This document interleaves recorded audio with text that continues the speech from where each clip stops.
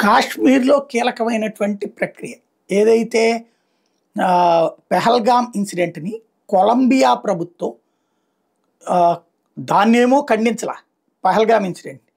ఆ తర్వాతన మనం పాకిస్తాన్‌లోని తీవ్రవాదుల్ని ఊచకోత కోసినప్పుడు, వాళ్ళ మీద మిస్సైల్స్‌తో అటాక్ చేసినప్పుడు దాన్ని ఖండించింది. ఆ చావుల్ని ఖండించింది. తద్వారా పాకిస్తాన్ యొక్క తీవ్రవాదాన్ని సమర్థించినట్టే.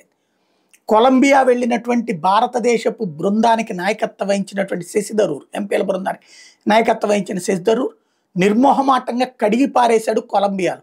తీవ్రవాదాన్ని పెంచి పోషిస్తారా అని చెప్పి. వాస్తవం కొలంబియాలో తీవ్రవాద ప్రభుత్వమే నడుస్తుంటది. ఒక గ్రూప్ పోయి ఇంకో గ్రూప్ వస్తుంటది. అందుకని తీవ్రవాదులను చంపడాన్ని వాళ్ళు వ్యతిరేకిస్తుంటారనమాట. అయితే ప్రపంచం ముందున ఆయన కొంచెం సిగ్గు నటించాలి కదా! అదే విషయాన్ని గుర్తు చేశారు. దాంతో ఇప్పుడు కొలంబియా ప్రభుత్వం గతంలో తనిచ్చిన ప్రకటన తీవ్రవాదులకు మద్దతుగా, తీవ్రవాదుల్ని చంపిన దానికి వ్యతిరేకంగా ఇచ్చినటువంటి ప్రకటనని విత్‌డ్రా చేసుకుంది.